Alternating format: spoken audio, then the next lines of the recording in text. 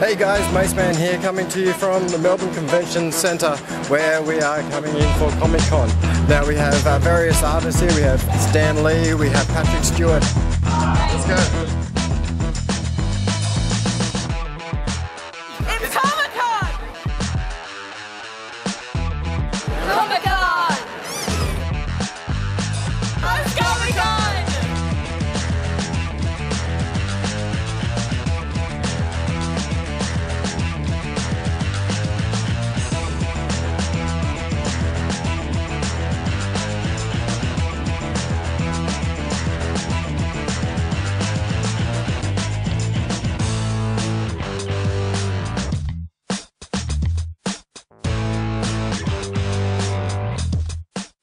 Mitch, welcome to Australia. Thank you so much. Alright, you say you're looking forward to ComicCon? I'm absolutely looking forward. This is the first ComicCon that I've done. Before the X-Files, were you a sci-fi fan? Yeah, I've always been big. I've always read sci-fi and fantasy since I started reading. Do you choose those roles? Are they roles that you actually just target and go after? No, not necessarily. They just happen to come my way, and especially having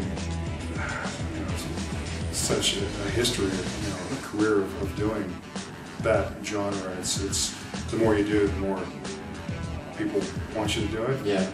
Yeah. And it's fine with me.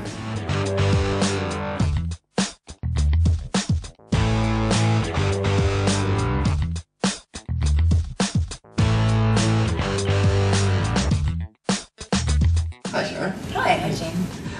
Welcome to Australia, first of all. Thank you. How long have you been here? Since 8:30 this morning. Wow, so yeah. you haven't had any I time have to no go jet around? lag or anything right now either, Really? too. I'm actually pretty happy. Yeah, I feel good.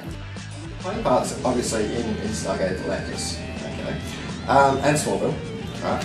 Do you specifically choose sci-fi fantasy parts, or is it just coincidence? I think it's been coincidence so far. I think a little bit is because of my body type, because I'm kind of a more muscular woman, and that's going to be the genre that is going to have those kinds of strong female characters like that. I have a degree in theater and English, Yeah. so that's what I went to university for, which is funny because, you don't really come away with having a profession after doing theater and English, but the theater helped. Obviously, like going to theater school, like I wanted to be an actor. I knew I always wanted to be an actor.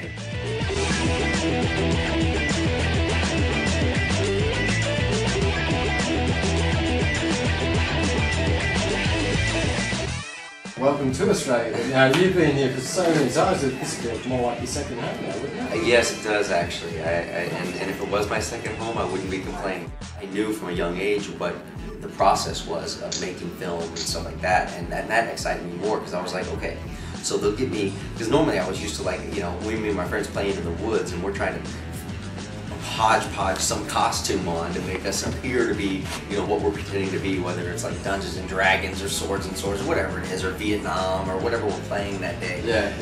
And sticks are the guns, or you break up everything and the gun stick becomes a sword, and and the trash can pail is the shield, and and that was it. And when I realized, wow, they'll give me the wardrobe, they'll give me the props, all this stuff, then they'll film it, they'll put it together, and then they'll play it back, and I can go and watch myself living a life that isn't my own.